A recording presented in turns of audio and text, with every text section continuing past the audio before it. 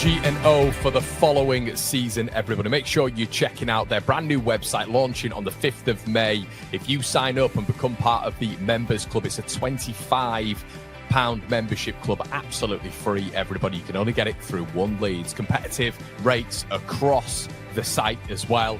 Better than Amazon, Vinted and eBay. Make sure you check out Shop G&O. It is an e-commerce site which is tailored for all of your needs. Also, everybody, we are sponsored by Job Match Group. Talking about tailoring, make sure you check out this. It's got very specific job needs tailored to all of your every single needs. Make sure you check it out, everybody. Launching on the 6th of May. Well worth it. Finally, we're sponsored by the lads at Match Bingo. £2 per card, £5 for the price of 4. Get involved every match day, everybody. The QR code is in the corner. And let's get into the show, shall we?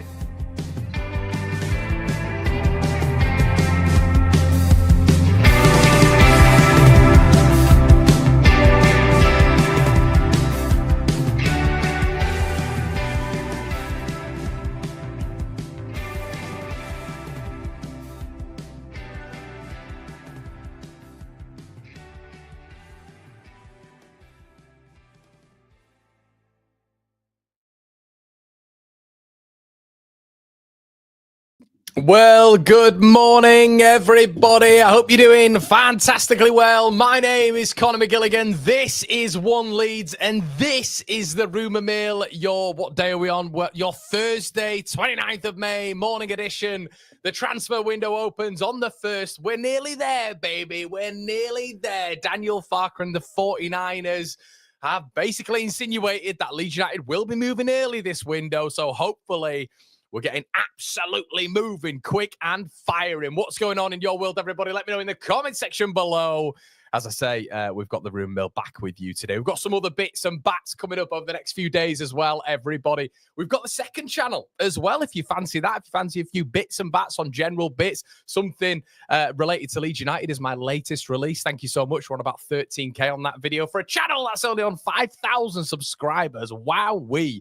Yikes. But make sure you go over, check that out, everybody. And as I say, I hope you're all doing fantastically well this morning. I like to say this, everybody, just before we start off, because I think some people get it twisted a little bit.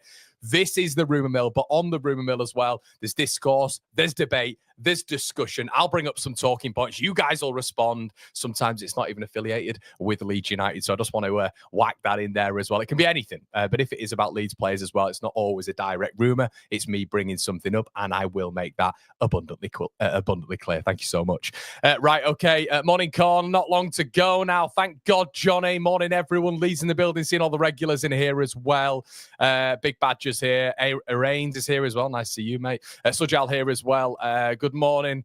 Conor McGilligan doing his excellent good morning, Vietnam. Cheers, Sujal. Yeah, I can see you there, mate. James is here as well. Watch the other video with Dom Matteo. You can grow a beard.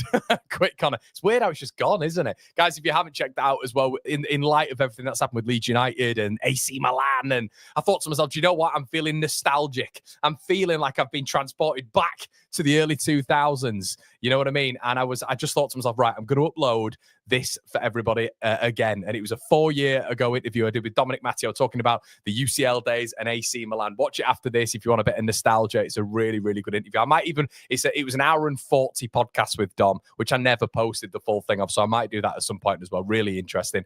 Morning, mate. What's going on? Good all. Morning. Hello. T's in the building. AT. How's it going, everybody? Aiden, James.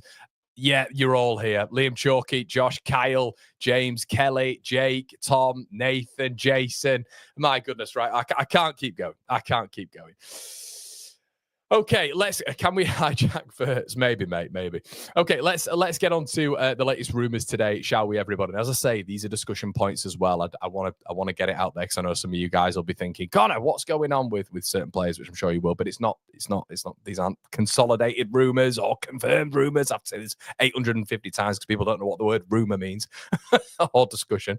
So let's get into the first bit, shall we? Otar Kiteishvili. Are you happy with that, everybody? Decent pronunciation, I think. Versatility, a midfielder that apparently Leeds United are interested in playing for Sturm Graz, Austrian Bundesliga, and could play across the midfield. Someone who has been highly sought after by 3 of the promoted teams. Apparently Leeds, Burnley, and Sunderland are all looking at this guy. He's played in the Champions League this season, around about 10 million quid. Yeah, can't profess to know X, Y, and Z about Otar Kiteishvili, but what I can say is 29 years of age, Austrian Bundesliga. I don't want to be disparaging, mate, and I don't want to be disparaging when it comes to the rumours, but for me, it just, yeah, I don't know. It's not something of which I'm looking at and thinking to myself, yeah, that's getting my motor running. It's just not. So yeah, great, fantastic, but I'm just, yeah, as I say, Otar here. Apparently there's interest from us, Sunderland and Burnley. Yeah. Just not, we've never really started the room mill off like this, but I'm just kind of a bit, yeah, it's not something that's getting my motor running. So yeah, as I say, he can play anywhere in the midfield. Apparently Leeds are interested in him. It does stink of an agent because it is a very random rumour. Sturm Graz, obviously 29 years of age. Will Sunderland and Burnley even be interested? Seems like a decent player by all accounts, but can't profess to know that much about him, to be honest with you. Georgian, yeah, indeed. Hi, mate. Hi, Wayne's World. Need a goalkeeper and a high-scoring striker. Be worth 20 million if it happens, indeed. It doesn't stand out, does it? Yeah, underwhelming. As I say, rumours again, everybody. Connor, do you think we can compete with mid-table Premier League teams, or is the pull getting harder due to newly promoted team? We'll get to that in the end, mate. Normally, we basically get into the discussion towards the back end of the show. We start off with a couple of the rumours on the mill, and then towards the back end, we start getting a little bit more discussion points, which I always find quite interesting, and why you guys do enjoy the longer videos. Please smash a like on the video as well, everybody. Really appreciate that. Yeah, quite underwhelming for me. This one doesn't really stand out, but I don't know that much about this guy, so I can't profess to. Obviously, on the base of that as well. So I'm gonna plead the fifth. So. Do you know when you get just like a message from your missus when you're doing this and she says stuff like marinate the tuna steak, it gets slightly jarring. So apologies to all of you listening to this right now. This is the rumour mill. I will put the timestamps in the section below. Okay, let's discuss the next thing that we've not really spoken about on the channel that much, and it is Sam Byram. Okay, Byram, as of a day ago, there's reports surfacing that apparently Leeds United are in contract talks with him over a new deal. Apparently Byram is interested in this. I'm just a little bit underwhelmed by this. We're apparently in conversations with Byram and Junior Firpo. We'll get into Firpo in just a second. But the Leeds one with Byram doesn't really make that much sense to me. He's got Premier League experience. We all know that with Sam. That's fantastic. That's great when it comes to it. But I am just a little bit underwhelmed when it comes to the point of doing so. Is he going to feature at all this season? Would I want him to come in and feature, if Leeds United effectively, needed him and needed someone to compensate on that right or left-hand side? No. I wouldn't want him to come in. And when you kind of look at the market and you look at the players like Nelson Semedo, Tariq Lamptey, Kyle Walker-Peters, who can act as not so much that replacement, but can come in and compensate if needed, or can even challenge for that position. Obviously, we mentioned that keyword again, which shout out to Lucas, that keyword profile when it comes to a player. Obviously, you need to keep in mind, when it comes to right wing back, do we want effectively a bombing on right wing back consistently, which mirrors that of Junior Firpo, or do you want somebody who's going to be a little bit more defensively minded, defensively sure, in a solidified, consolidated right back position, who can get forward, of course, but defending is the ultimate aim, which I think has gone out the game. You wouldn't maybe look at the likes of Semedo, you wouldn't maybe look at the likes of Tariq Lamptey, but you would focus on specifics when it comes to maybe Kenny Tete. Like, I think Kenny Tete for me would be an obvious choice for Leeds United. I think it's a massive upgrade. It's a free signing. Tete's out of contract. It's on 50 grand a week. Seems quite achievable there. Hasn't got a whole host of offers across Europe, but apparently, there are probably going to be some Premier League clubs looking at him. Obviously, the newly promoted clubs looking at him. And for me, he's a little bit stronger in defence than the others mentioned. So I would be looking at that upgrade. And I've mentioned this several times on the channel before. I would be saying to someone like Tete, that right back position is yours. That's what I would be saying. And I would be saying to Jayden Bogle, I was like, yeah, you've got to fight for it. I wouldn't be going out and recruiting players. I wouldn't do this anywhere in the side. I would not be saying to any of them who come in this window, apparently Leeds United are looking at 10 signings. if they were to all come in this window, I wouldn't be saying, yeah, you're going to be a bench option to Joel Peru. You're going to be a bench option to Willie Gnonto. I wouldn't be doing any of this. Joe Rodon, I would be saying that is your position. You've just got to impress me in the window, and that's what we're going to do at this club. We are going to promote competition, and I think that's what we've got to do. We have to do that, and that's how you get the best out of players. You can't have this waterboy approach of which, when you go in and approaching players like Lamptey, Nelson, Semedo, Kyle Walker-Peters, Kenny Tete, you have to say to them, yeah.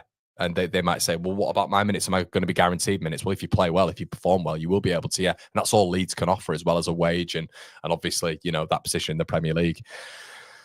Let's have a look at what you guys are saying. James says Tete is comfortable at centre-half. Versatility could be key. He's played, obviously, right wing as well, mate. We can rely on Byram. He knows the system. He can fill in and hit the ground running.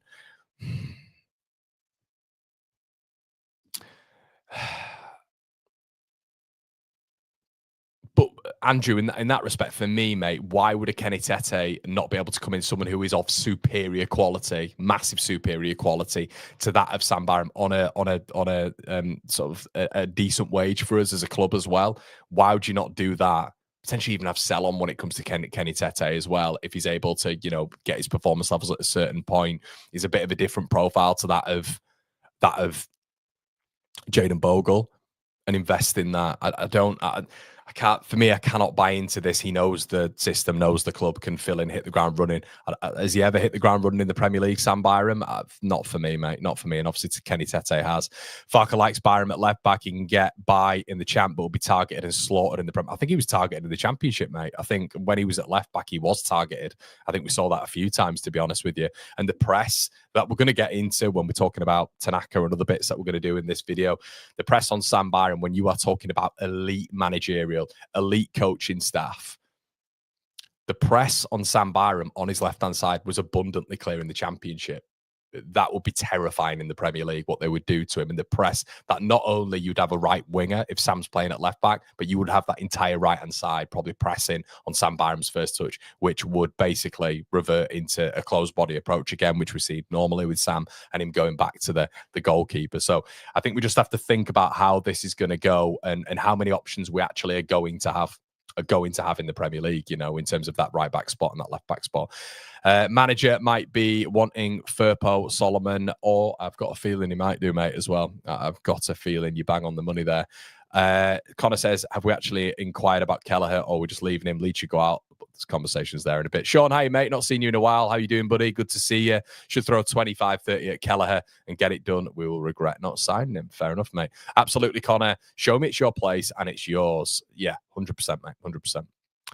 Good day, Connor. I'm fine with Byram as fifth option mentor and English, but that's that. Yeah, fair enough, buddy. Fair enough.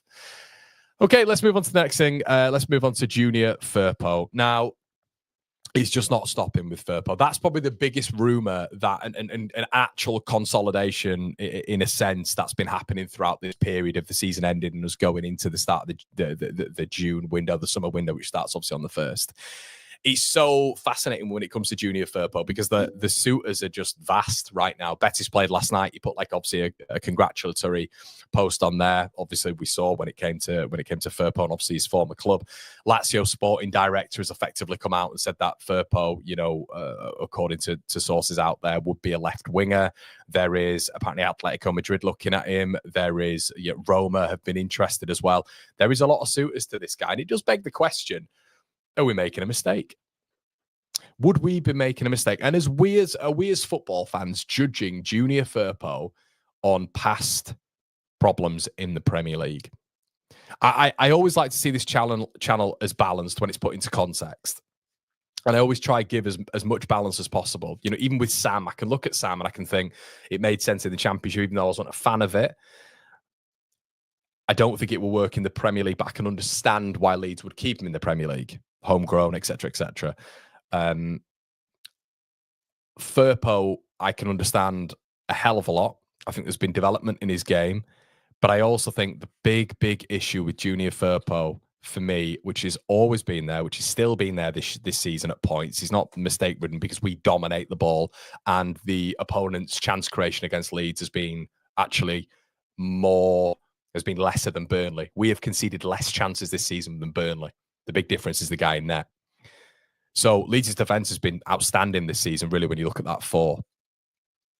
I think my worry about Firpo is that positional place. I think the beautiful thing about what Leeds have managed to get absolutely cohesively right in this unit is the midfield. The left midfield have been able to cover that space when Firpo goes forward, and consequently that left-sided centre-back, whether or not it's Struijk or Ampadu, doing that role perfectly well. And I think with Ampadu, it works very, very nicely as well, because he does it in the midfield anyway, covering Firpo's position when Firpo gets forward effectively as a left winger. And he's done that really, really well, obviously, when he's been centre-back and Leeds mould into a back 3 when we're going forward. Firpo just acts as a front man. I think in the Premier League, having those, I mean, apparently we've made him a juicy offer, which we've spoken about in previous videos, which is a big offer.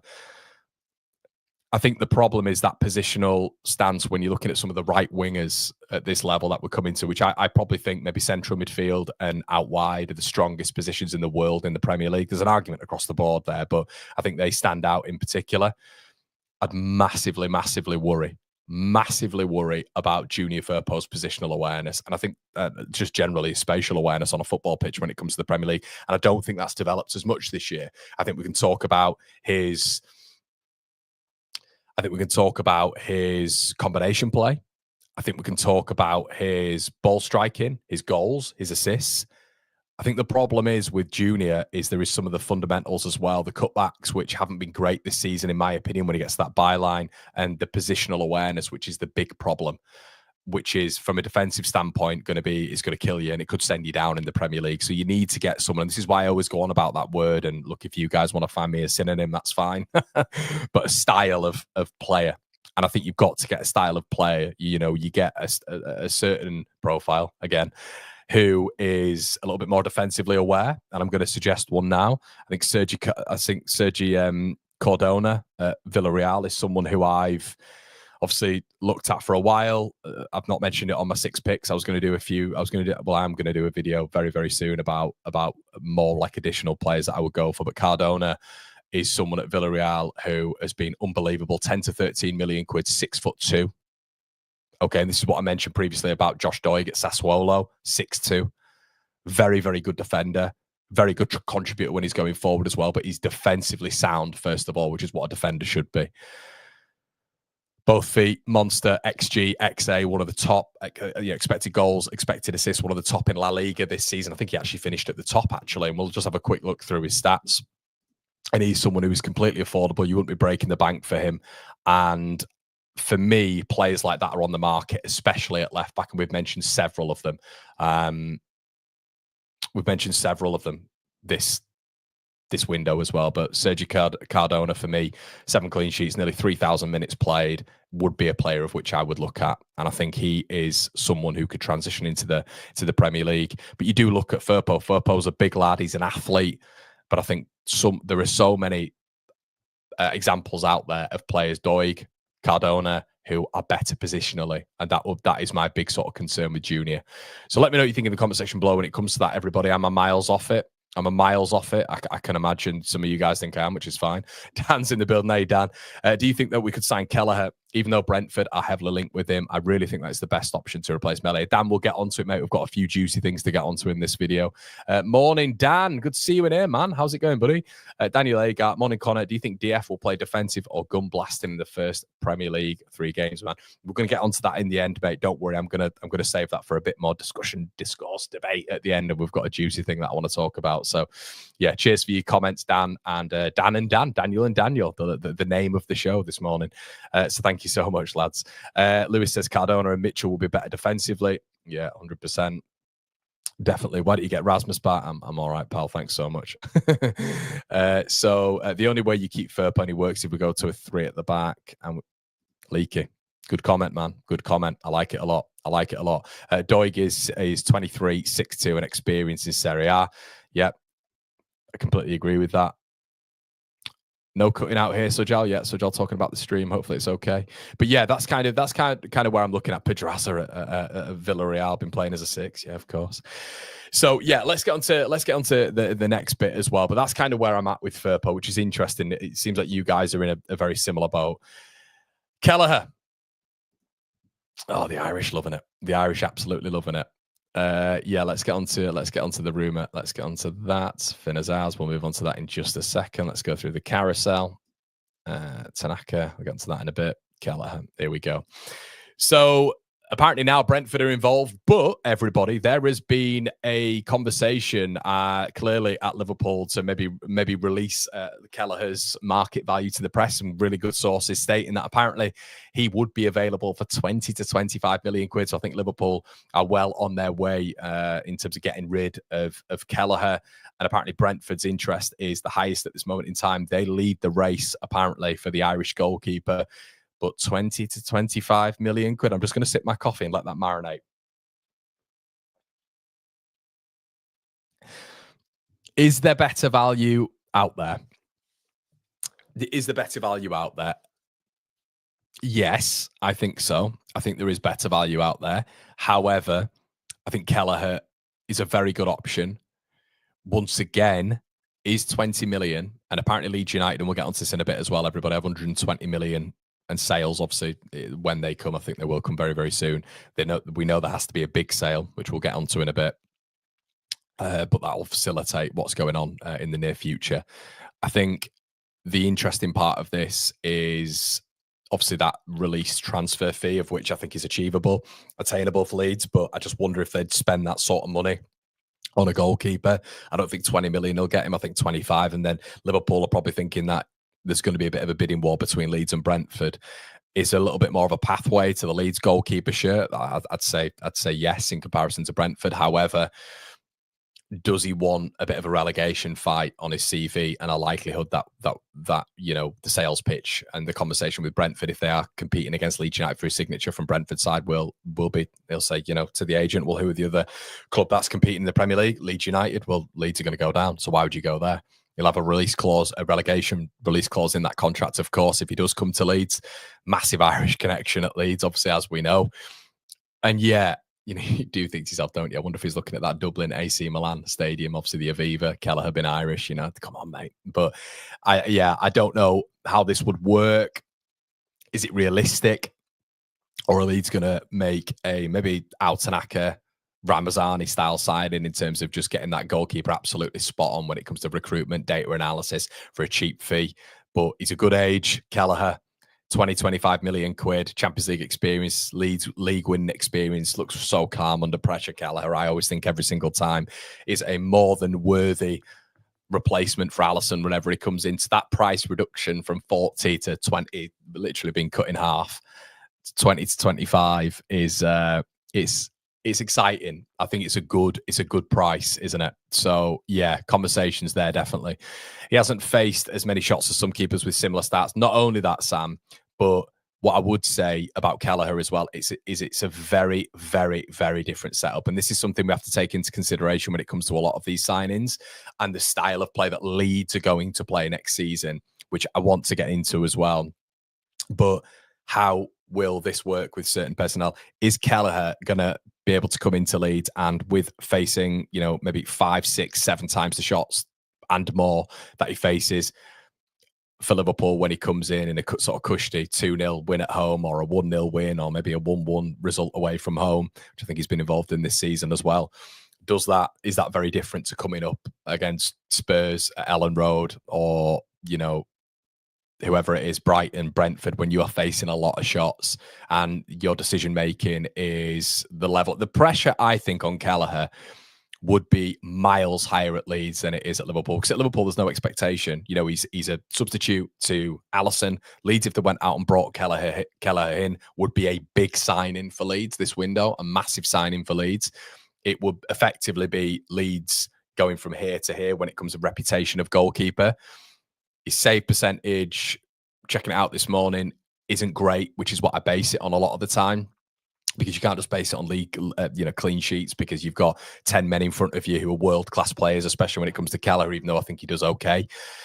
I'd just be a little bit reserved about this, and 20-25 million, I keep mentioning this on the streams, you do not have to buy every single player for 20-25 million, even 15-20 million to stay in the Premier League. There is really good recruitment, of which we've seen. I keep mentioning, Milenkovic and Murillo. They've not broken the bank at Nottingham Forest to get a centre-back pairing who are one of the best centre-back pairings in the world. So I think there's a way of going about it, and I'm just not sure Kelleher is the guy. Newcastle also sniffing around Trafford of Burnley, of course. Emi Martin has been mentioned in the chat as well. Cooper or Johansson. He has the best defence in the league in front of him, but I still think he's quality. Lee says, Kelleher, no comparison. Brentford or Leeds, small club, no fans. Oh, I love you, Lee. You always big up Leeds. It's great. Hello, Connor. Sorry I'm late to the stream. No worry, James. You can always watch it back, pal. Yes, he could easily. Liverpool concede a lot of chances. I guess the thing is they play a high line as well, don't they? They play a high line, so that kind of illustrates that he'd be pretty decent as a sweeper keeper as well. Another little sort of arrow to his set. Need a squad of 24 or 25. Ben Davis will be 1 to 22. Byram, Cairns to 23, 25. Need numbers. Yeah, you got to get quality in numbers though as well, mate. I think you've got to be careful. A lot of people saying they would go in for Kelleher, which is interesting. Forest linked with. This is the problem, mate. This is the problem. Yeah. Chips has said, morning, Conor. Just wanted to say it's been a pleasure watching you grow over the past years. Keep it going, mate. It's great to see you succeeding. Chips, thank you, mate. It's a lovely comment, buddy. I'd just like to say thank you to a lot of people who are getting in the Instagram DMs at the minute. I'm getting flooded with very nice compliments. So thank you so much. It's doing excellent with my ego, which I don't have, by the way. It's just a joke. But yeah, let's get into the next conversation, everybody, shall we? So I wanted to mention Armand Lauriente as well. Now, if you're not aware of Armand Lauriente, this is someone who I have been going on about for quite a while in terms of a potential replacement for Solomon if Leeds were to do it. And a lot of the OGs in this chat will know I've been going on about him for quite a while. He's played in Sassuolo he's played in Italy, I should say, for Sassuolo. It's not coming up with his stats at this moment in time, which is frustrating because it's obviously the end of the season. But yeah, Armand Lauriente was someone who I was very up on the left-hand side. He's exceptional. He's got very, very similar goal contributions to that of Manor Solomon. Can definitely make the step up when you're looking at physically. Now you're getting a few big clubs looking at him. Juve have been murmured. Marseille, apparently he's one of De Zerbi's big targets, which is quite interesting because off that left-hand side, Manor Solomon, De Zerbi was speaking to Manor Solomon. Obviously, they didn't go down that route for political reasons when it came to Manor. And apparently, one of their alternatives is Armand Lauriente, which is very similar to what we were saying. He is that word again, the exact same style of player as Solomon, way more explosive in my opinion, a little bit quicker off the mark, a little bit more agile, and for someone in comparison, in my opinion, just a little bit more physically adaptable to the Premier League in Lauriente. So, yeah, he was somebody who I just wanted to touch on a little bit, but apparently De Zerbi and Marseille are very, very keen on him, and he's an outside chance as well for Juventus, albeit them having a few issues financially this season. He isn't made, though, mate, at every stream, every day. Fair play to you. Fair play. Where are we up to with Solomon? Never have you not? Aiden, I don't know if you're being sarcastic. You could be, mate. Is Kalimuendo actually happening? Do you know what the thing is with Kalimuendo is we forget we actually made that bid, didn't we? We actually made that bid. It took me back. I was watching some of the former rumour mills about 3 years ago now, and we'll just get on to Kalimuendo, everybody, because I know he wasn't part of the show scheduling today. Also, if you guys are just watching this, taking your dog out for a walk or whatever, it is uploaded to Spotify. So if you fancy looking at that afterwards and you fancy doing that instead, that's absolutely fine. You can check that out. But Kalimuendo mentioned yesterday, Leeds actually made a 17 million quid bid for him about 3 or 4 years ago. I was having a look back on some of the rumours. Obviously, heavily rumoured with this guy, but apparently it's between Leeds and Newcastle. And there will be obviously a few other suitors. He's flown this season. We spoke about it yesterday. So yeah, keep an eye on Kalimuendo. Okay, let's move on. Let's move on, shall we? To the next one. Right. Okay. Now, this is one that I want you guys to get your thoughts in the comment section. Hit the likes. Cheers, gamer. Good man. Thanks, Elliot. I'm just I'm just Brandon Watmad from Bundesliga as well, mate. I think he's effectively going to Everton, mate. So reports suggesting today that Middlesbrough will only accept ridiculous offers for Azaz. Apparently Leeds are highly interested, but Middlesbrough are looking for a massive fee. Now, when I look at Finn Azaz, I have seen him multiple times this season. There isn't the X factor there for me for that position, which I think you effectively need. A bit of a runner. I think at points for his height, he lacks a little bit of physicality, I'll be honest with you. I see him as going a little bit in and out of games as well for me, Finn Azaz. And I've got a lot of mates in Ireland, and there's a lot of you Irish supporters as well. They kind of want Leeds to stay away from Finn Azaz. Now, interestingly, the big sale, according to a lot of reports in Teesside, is the big sale that Borough are looking for is Hayden Hackney. Now we're talking. Now, if Leeds were to go for Hayden Hackney in terms of backup, in terms of potential and growing that man into obviously we know he's a good player, but would he be starting for Leeds in the Premier League? I'm not sure. I don't think so. But Hackney is someone who has massive sell-on value. I really like him. I think he's developed again this season. Him and Morris in the midfield have been very good for Borough, in my opinion. It's a very, very good championship midfield, him, Morris and Finn Azaz.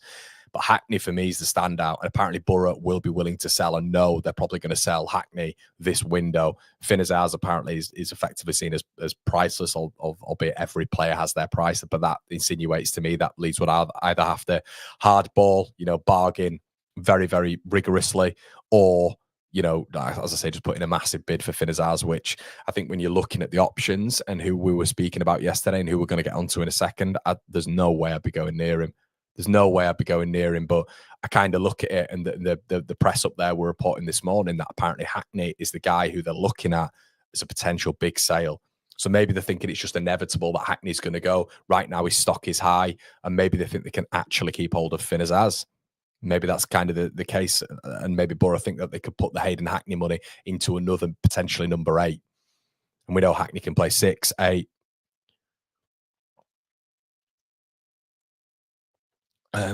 But for me, yeah, I'm a big fan of Hackney. I have been for a while.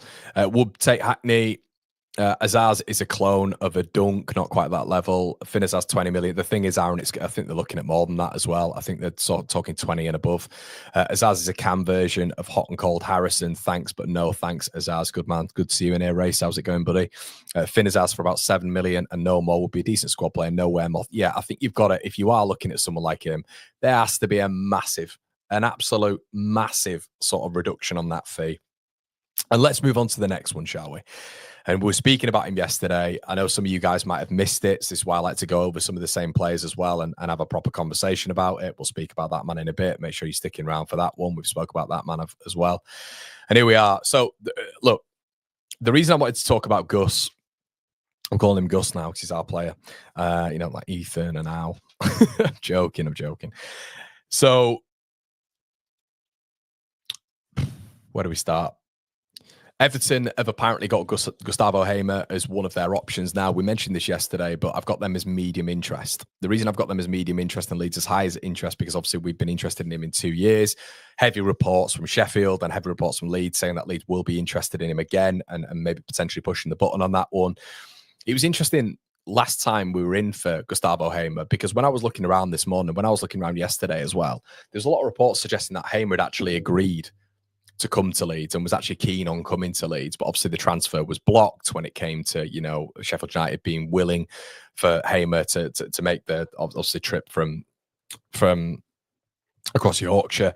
So yeah, it's interesting when you kind of look at it from that point of view. But do I always think that Gustavo Hamer would have had an interest in Leeds? 100%. His best mate's there as well. His other very good mate in Ethan Ampadu is there, and obviously we are the biggest club in Yorkshire. And I reckon when Bogle came over, he was probably thinking to himself, I could do that as well. But obviously that was never, ever going to happen. They were never going to let Hamer. They were a first-year parachute payment side. There's no way they were going to let Hamer and Bogle come to Leeds United. That was never going to happen from a PR perspective. It'd have been a nightmare.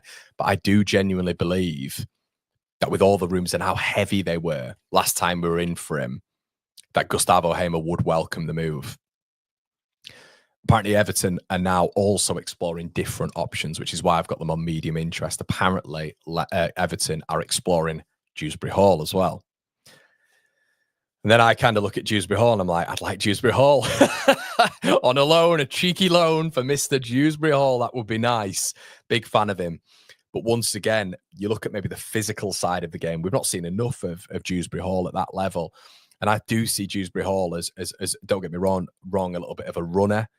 Someone who is maybe got that creation and innovation of which people would say is a level above Gustavo Hamer. But I like Hamer's industrious play. I think he's massively underrated. And I keep saying this to you guys. I think for a right price, this will be a top signing. Dewsbury Hall, I think there's going to be a lot of people in for his signature. But I think someone like Gus will be a really good sign. Now, there's been talks of Buendia. I'd actually take Hamer over Buendia, which is going to shock a lot of you. Leverkusen, 11 appearances, 28 years of age. I know it's not a big thing, but he's turned us down before, hasn't he? And alongside that, it's been a really problematic season for him. And I don't think there's any way back from it. Villa, I think he'll cost more with a very similar contract. I think his contract expires in 2027. I think it is similar to Hamer.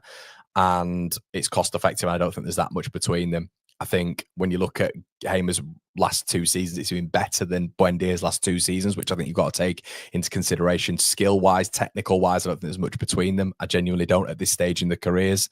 So I kind of see it as a ranking system. I'd have Hamer at the top, then Buendia, and then Finn Azaz. But if you to slap Dewsbury Hall in there, I'd probably have Dewsbury Hall in second. So, but the interesting thing is here, apparently Everton are exploring that move, which is obviously an alternative to Gustavo Hamer, which is big. Now, look, if we're going to the European circuit and someone who I'd absolutely love it would be Enzo Milo, that would be unbelievable at Stuttgart. He is an exceptional player, apparently a release clause of 20 million euros. Enzo Milo, well, I'll tell you what, we'll get his stats up here as well for those who maybe aren't familiar with him. Outstanding player at Bundesliga level, and someone who might be getting there. I mean, he's played obviously in the Champions League this season as well, but someone who might be attracting interest from plenty of clubs. I'm sure he is, but he's someone who, to go on the European circuit, 20 million release clause, euros as well. I'd be absolutely all over that. A fantastic finisher, someone who can play, in my opinion, anywhere in the midfield. Great passer. And someone who, once again, is a big runner, someone who's athletic, someone who's physically dominant in that midfield. So he's someone who I would look at in that position as well. Not really a 10, but as his shirt says, more of an advanced 8 as well. So, yeah, there are players out there, of course. There are alternatives out there as well. But I have to say, I am not averse at all to Gustavo Hamer. For the right price, I think it'd be a really good signing for Leeds United. I think it'd be a really good signing. And I think, once again, worst case scenario and likelihood that we go down, which everybody's talking about, he would be someone who would stay with Leeds and be able to get Leeds up, in my opinion, in the Championship, probably by himself, like he nearly did with Sheffield United. Let's have a look at some of what you are saying when it comes to that. Let us know in the comment section as well, everybody. Buendia will end up... that's kind of where I'm looking at Brandon with his career, which I think's sad, but I think that's what's going to happen. Connor, Hamer, or KDH, for a right price, mate, it'd be Hamer. It'd be Hamer, yeah. I do like Dewsbury Hall. Once again, it's that season, though. It's the season, and we could revitalise his career. Of course, we got not revitalise, but you get what I mean. Everybody, we could reinvigorate his career. Is probably the right terminology. Not that he's dead or anything like that. He's been playing in Chelsea team with so many options, and he's a very good player, Dewsbury Hall. I just think for the right price for Hamer, he ticks so many boxes. I think imagine him with us. Imagine the crowd. The crowd would love him. And I think people who don't think he's fit and don't think he can play all the games, just have a look at his games in the last 2 years. He's nearly on 80 games. So apparently Arsenal are interested in Tanaka. Yeah, I think that's an obvious link with what happened with Rice the other day. But we'll get on to Tanaka. Hey, Con, thoughts on Wilfred Singo? Sunderland and Leeds are both in for him. From what I've heard, mate, he's quite close to Blackburn, so keep an eye on that one. So it just shows maybe the level of him. Hackney, yes, Azaz, no. I think I would go for Dewsbury Hall. I get it because he's a bigger profile player. You know, I get that he was a bigger profile player. So that's where I kind of understand people going Dewsbury Hall. But yeah, Hamer has done more in the Prem than Dewsbury Hall. So that's kind of what you got to look at as well in that sort of side. Obviously, there's context to be applied. You know, he's barely had any games. So Greeny says if you can get 10 for Sheffield, you can get more for us. Yeah, as I keep saying, mate, when you've got Ben Brereton Diaz ahead of you and Ollie McBurney, I think with what Leeds are about to do in the market, supplementing Gustavo Hamer as well with maybe certain other players, I think we'll be in a pretty good position. But yeah, I think as Aaron says, you've got to be careful with how much you pay for him. If you can pay 10 to 15 million quid for him, they paid 15 million quid for Coventry. I wouldn't go any more than that. And I think if you do go more than that, you can look at someone like Enzo Milo, who, as I say, is going to be a potential prized asset, but somebody who Leeds could definitely go for. He's 22 years of age, absolutely class, and could definitely transition. So yeah, that's where I'm at with it. Okay, where are we next? Okay, so I wanted to talk about something this morning, which is probably going to get a lot of you hot under the collar. So, Tanaka. I want to preface this by saying this is a discussion point, a debate, okay? And I want you guys to talk in the comment section below and let me know what you think, of course.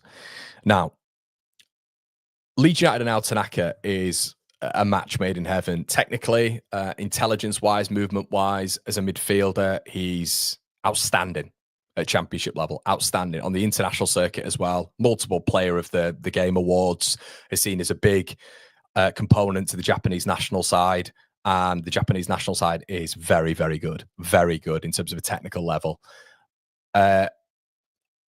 My conversation this morning to you guys from a PSR perspective, and this was put in our WhatsApp group this morning. Obviously, Tanaka was signed for around about 3 million quid.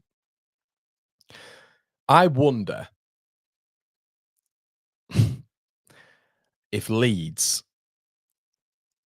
with the margin from what we bought him for what we could get for him right now, I wonder if Leeds United would consider selling Tanaka this window.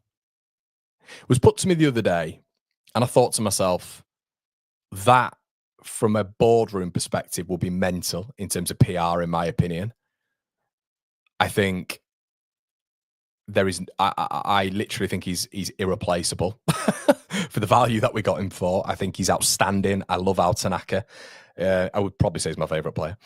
But you've got to balance, of course, the financial with the squad stability. And we've just heard a comment there about Arsenal. There's been a couple of comments as well online about, you know, him being a target. And I think he will be a target this window. I think, like we've seen with Sander Berger, like we've seen with Iliman Ndiaye when Sheffield United came up, I think you are going to get a club putting a cheeky bid in for Tanaka. And I wonder, as a Leeds United fan, I wonder how much you think would be acceptable for Tanaka. Now, let me give you the reasonings. Obviously, he's turning 27 years of age this year, I should say. And I think when you look at how Leeds are going to be approaching the Premier League season, okay, we're going to be against the ball a lot, a hell of a lot, which for me instigates that you need stamina, physicality, athleticism, power in that midfield. And what does our little metronome have?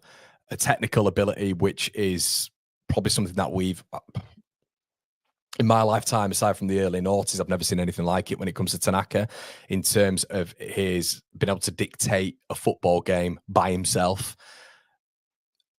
I think in a high possession-based system, and even for his national side, when a lot of the times when they're playing in the games that they're playing in the part of the world that they're playing in, they're dominant. As a Leeds United in the Championship, dominant, high possession-based system.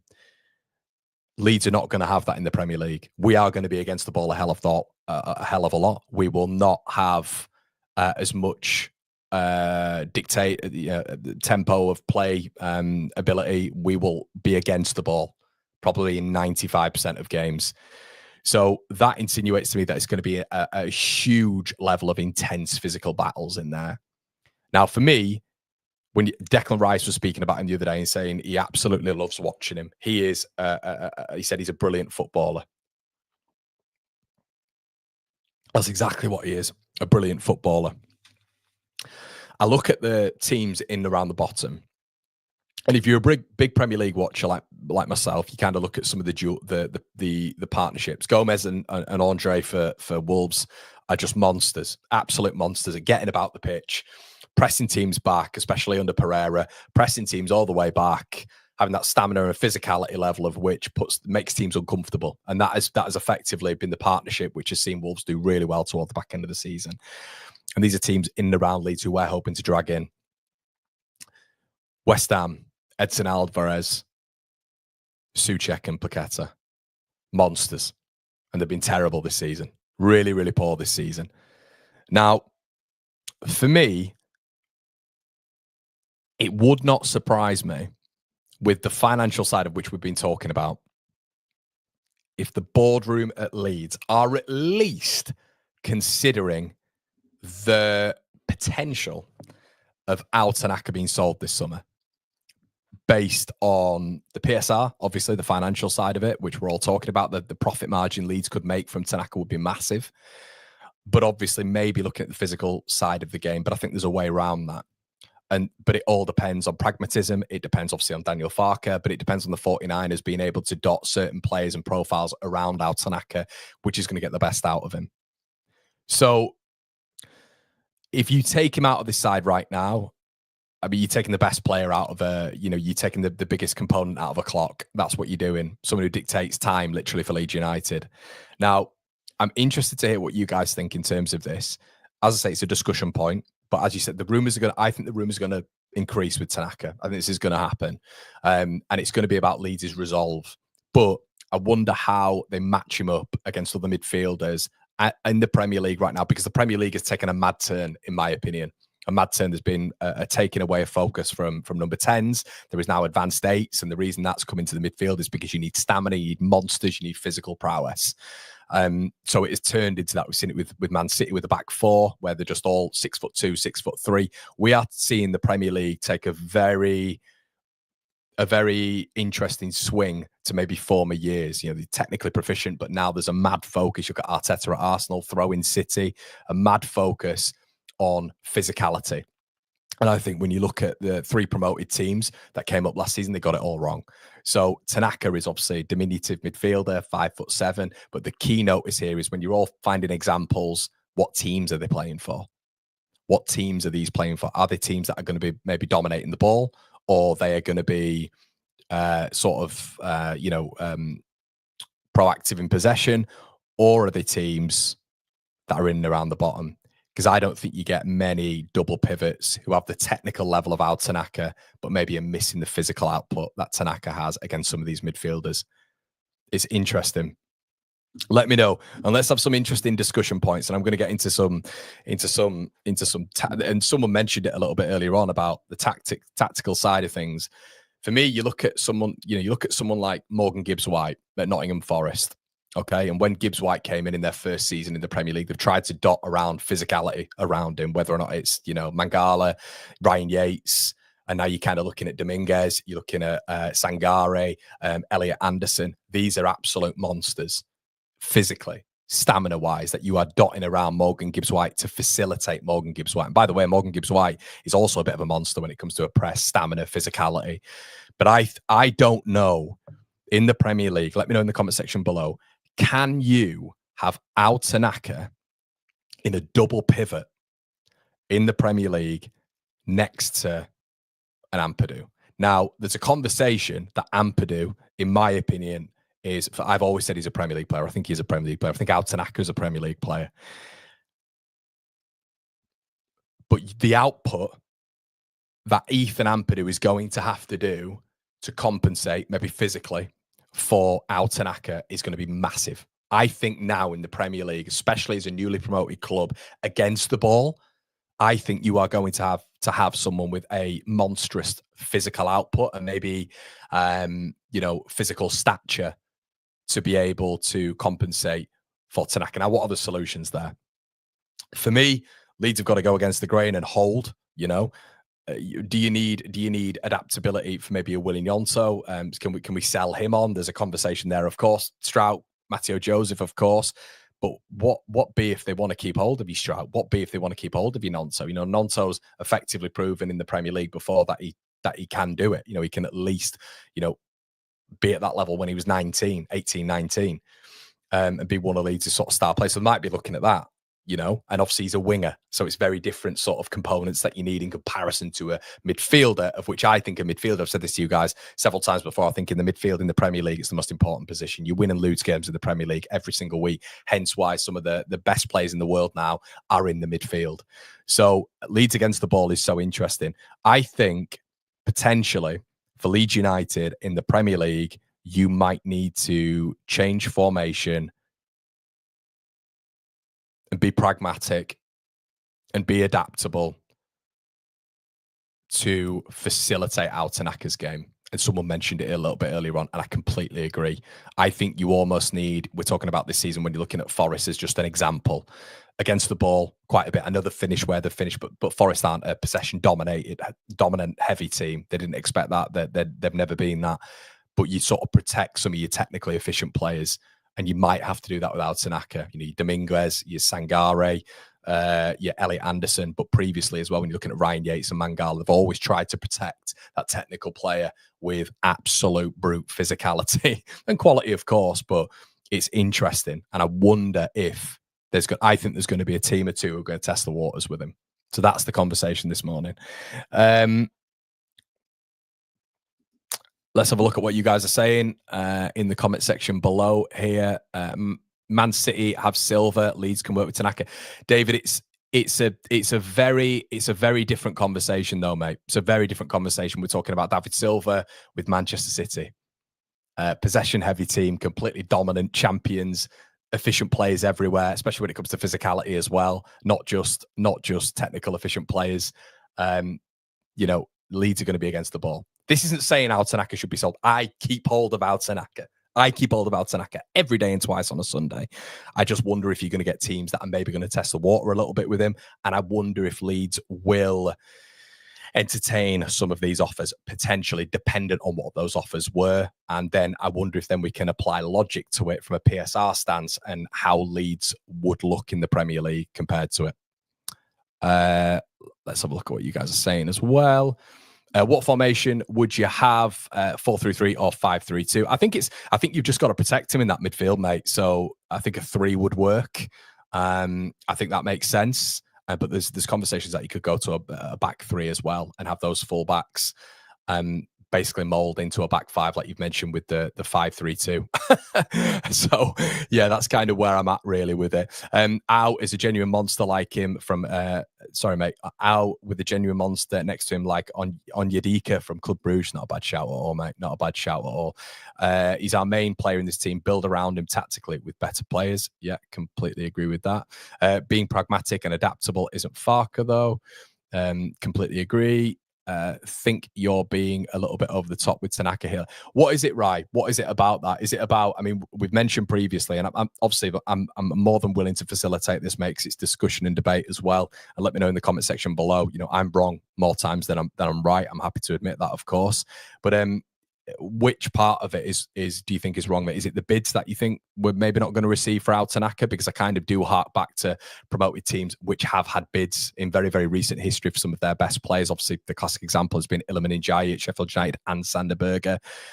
And I think Leeds United up against the ball need monsters in that midfield. Monsters.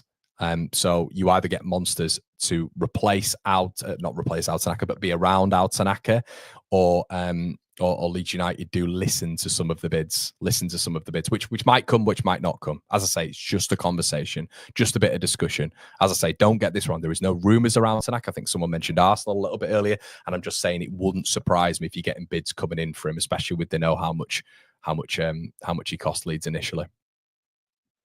Let's have a look.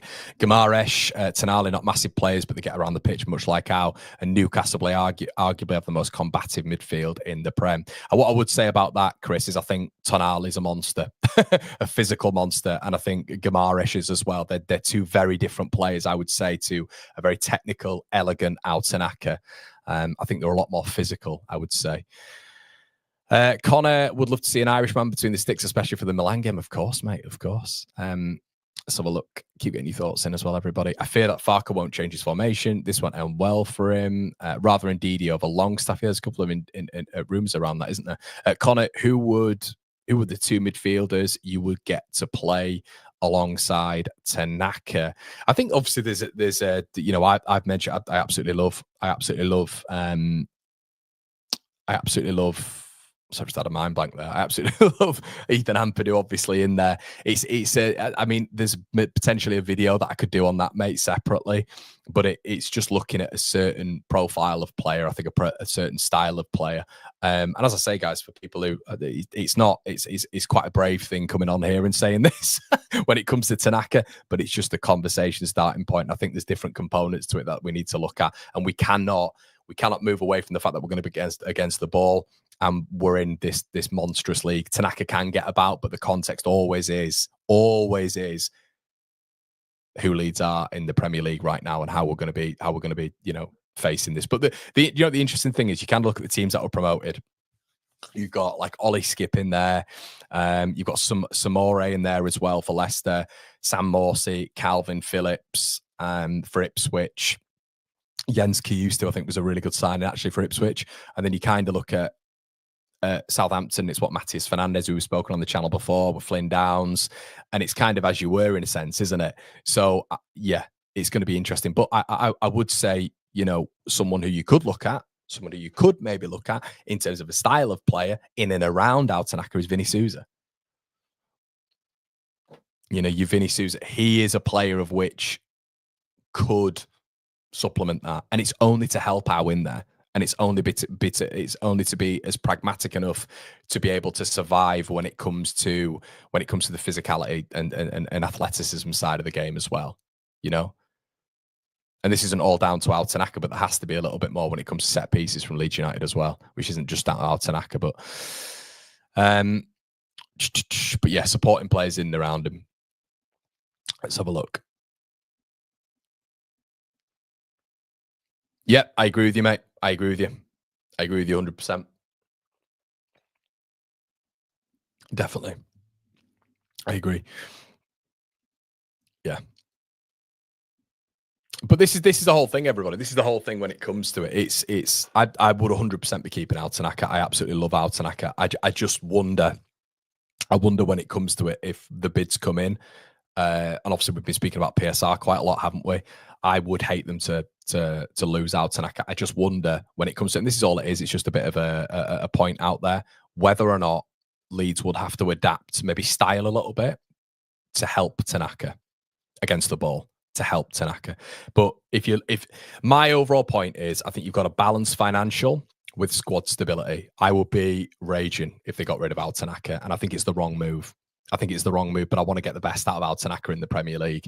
But my overall conclusion to this is do not sell him. He is our best player. He is the metronome. But I just wonder how Leeds are going to work around it, and if we are going to face some bids potentially, which we've seen before with newly promoted teams with their best players in very, very recent history. And hence why PSR is a nightmare, because we wouldn't even be entertaining it, would we? We wouldn't even be entertaining it. Ben says Tanaka needs a possession-heavy team to thrive. He may not be anywhere near the player he was last season in the Prem. We need to plan for this potentially happening. Yeah, okay, fair enough. Don't want either of them, Connor. I think it will be big mistake in Hamer. That's fine. Tommy K says you'll get bids for Tanaka. I think we will. Yeah, I think we will. Knox says Longstaff, Ampadu, and Tanaka is a good midfield. Maybe Souza too. Yep, definitely. Hit the like button. Yeah, really appreciate that, guys. Really appreciate that. Tanaka is one to keep, but if 20 million gets slapped down, then I could see us letting him go. That would be outrageous, Ollie. That would be outrageous. I mean, you'd literally, if you're talking about Tanaka, what's the if worst case scenario did happen, what money would we be talking? I would say 35 plus, because then you've got to look at the fact that we brought him in for 3 million quid.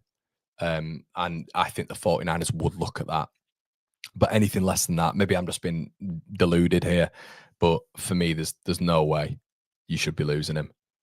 But this is the thing, everybody. I really enjoy this on the channel. I really enjoy putting a point to you and you guys, debating it out with each other, having a bit of a conversation. This is what I hope makes the channel a little bit, entertaining but informative as well. Because I learn from you guys. Some of the comments you're coming in, it's really good. It's really informative. But I just wonder. I'm here just thinking about Leeds, and I want to bring it to you guys as well. There's no rumors. This isn't a rumor I mentioned at the beginning of the video. It's just a bit of discourse at the end of the video. And as I said, I could be wrong, and it's not that. I could be wrong saying that we should keep Tanaka. I'm well open to that. Football is a subjective game, of course. But I just wonder whether or not the physicality side of things. Obviously, they're massive on data, aren't they? And maybe not the athleticism as such, but the monstrous evolution of midfield, especially double pivots at this level, especially with a team that's going to be against the ball. How we're going to deal with that in the midfield? Do you protect out Tanaka, or do they potentially field bids? I don't know. As I say, Forest is always sort of an example I'll look at with that, but there's plenty of others as well. No, they're not selling Tanaka, Yorkshire. There's no rumors about that, mate. There's no rumors. It's just as it says in the title, mate. It's just PSR talk. Doesn't really have top flight experience, does he? Would be a risk for established clubs. They'll take him if he goes down next season. Yeah, that's probably what you're looking at from a commercial point of expanding income from Asia. Because we're already seeing a decent amount in Japan. Yeah, I think it's also a really good point as well. Daniel says, you're underestimating Ao against the ball. His reading and timing into a tackle. No, I'm not, Daniel. I'm not at all. I'm saying that's exactly what I'm not doing. I'm not saying that Tanaka would be problematic against the ball. I think you would just need to surround him in the Premier League with more physically competent players. I think Ampadu is one of those, but I wonder whether or not you may need to go to a 3, potentially. But no, not at all. I'm not. I look. It's perceptive and how interpretive he is of the game is outstanding, and will be a massive cog in the Premier League. It's just, do you dot him? Do you dot around? If he's in a double pivot throughout the season, is that going to be problematic? Do you need to surround him as a midfield 3 potentially? Sousa being the classic example, mate. But yeah, I think it would be ridiculous letting him go, of course. Just interesting. Yep. Okay, good stuff. Right, guys, we're going to leave it there. Really appreciate you guys getting involved in it. Lee signed it off quite nicely as well. Tanaka is a Japanese international, be fine in the Premier League. Let me know what you think in the comment section below as well. I'm sure after the video, this will get some spicy comments. As I say, I'm not saying Tanaka should go. I have to and some of you will get sick of me saying that, but you do have to do that because the amount of out of context stuff that happens here is crazy. It's just a discussion point, as always, and I think it's interesting. Guys, let me know what you think in the comment section below. If you'd like this to be brought up in a maybe a format of myself and Gabe, or potentially myself and Brownie, or whatever, talking about this, it'd be quite interesting as well. Maybe get a few of you in as well. Really appreciate it. Havard, you just have to go back, mate, and have a look. Battle Line's back tonight. I will actually have a little bit of a search, mate, and see if the lads fancy it. Do you know what? And Evan, my God, what am I doing, everybody? I'm doing the rumour mill too much. I'll have a look. You've got to be subscribed. I apologize to this. This is something I forgot about Battle Lines. Disgraceful. I'm so sorry. Make sure you've got your notifications switched on. Make sure you tuned in for that, and I will get a little bit of a ring round to see if the lads can do it. It's been an absolute pleasure, everybody. Please make sure I will go and marinate. I will go and marinate that tuna, mate. Really appreciate it, everybody. Like, comment, and subscribe, and I will see you in a bit. Cheers.